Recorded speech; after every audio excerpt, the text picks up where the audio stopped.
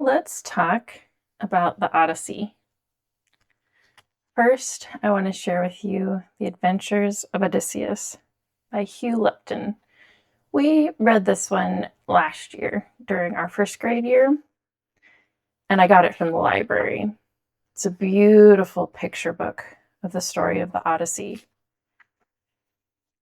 beginning with a brief overview of what caused the war at Troy and then why Odyssey was on this journey. We have the story with the golden apple and Paris. Then beginning with the Cyclops after the war. So we briefly heard about the war. Then it goes through the whole journey of the Odyssey. And the men are turned into pigs. The land of the dead. And it was a pretty quick read, even though you can see there's a lot of text on the pages. I think I read it in just 4 sessions.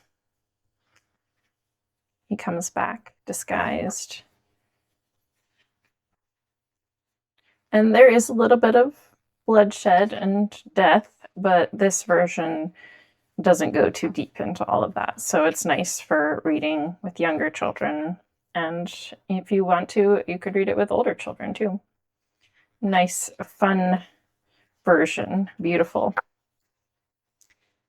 My only complaint with this one is that it didn't have any pronunciation. So I did my best with how to say the names. This year, for 2nd grade, we read The Tales from the Odyssey by Mary Pope Usborne, Part 1 and Part 2. And initially I was confused because she wrote 6 individual books, and this version, Part 1 and Part 2, you have 3 books in each one. So again, it briefly starts with the war in Troy, and then it goes through Calypso is where this one ends. And as you can see here, there aren't any pictures.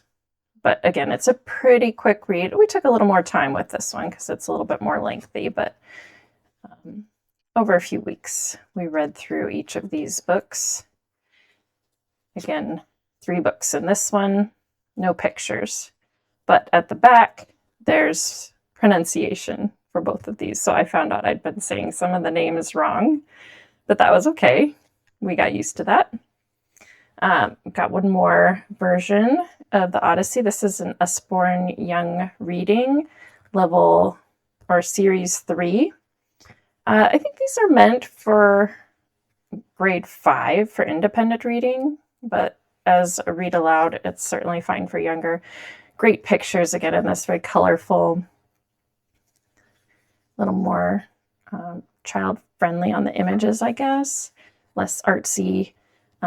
I liked that it started near where he began telling his tale. So he was almost back home, and he had told all the things that he went through with the Cyclops and the Bag of Winds. That looks like the land of the dead. And here he is again, disguised, getting home. So it follows that final arc where he recaps on his story. And a little bit here at the back about Homer. One last version of the Odyssey. This one was kind of for fun since we've also been learning a little bit about Spanish. It was Odyssey. It's a Spanish version and a little more advanced than my son was ready for. But we got to see familiar imagery as we went through. Things we recognized, names, Penelope, and just it was kind of a fun connection to think about how would someone tell the story in another language. There's the pigs again.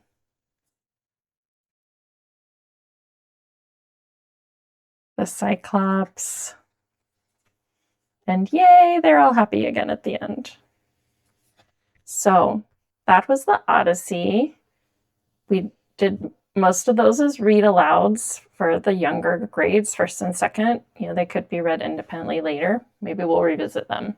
As far as Troy and the Trojan Horse, how the Greeks won the war. So this is a nice child-friendly version of the war. It's not graphic. Great pictures, so you get the feel of the ancient world. It's meant to be more of a history story, even though this is a bit of myth. And there's also pronunciation in here, although sometimes, there were differences. I guess maybe more in the Usborne one, it had more of a British pronunciation than some of these others. But, here's, it's a war, but this is not a very bloody version. We read this in between versions of the Odyssey. And, just to give a little more background on Troy. And after that, mixed in somewhere along the way, we read the Hero Schliemann, the dreamer who dug for Troy. And this guy, it was pretty funny because he dreamed of being an archaeologist and imagined that the world of Troy must be true.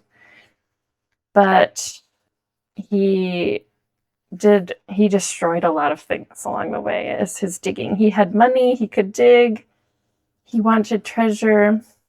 It goes through his whole life, and there's timelines. It talks about Homer.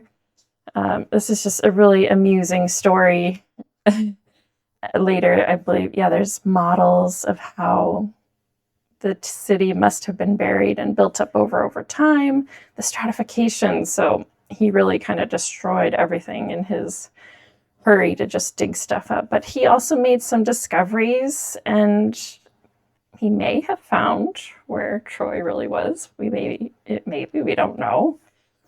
But it was just a lot of fun linking to not exactly modern day, but people continue to wonder about the Odyssey and Troy. And since my son, after reading all of the Odyssey multiple times and that version about Troy, we read Black Ships Before Troy, the story of the Iliad, and another beautifully illustrated story. This one starts with the golden apple, ends with the fall of Troy. It's pretty lengthy, but beautiful pictures. Again, we really enjoy that. See, a lot of text.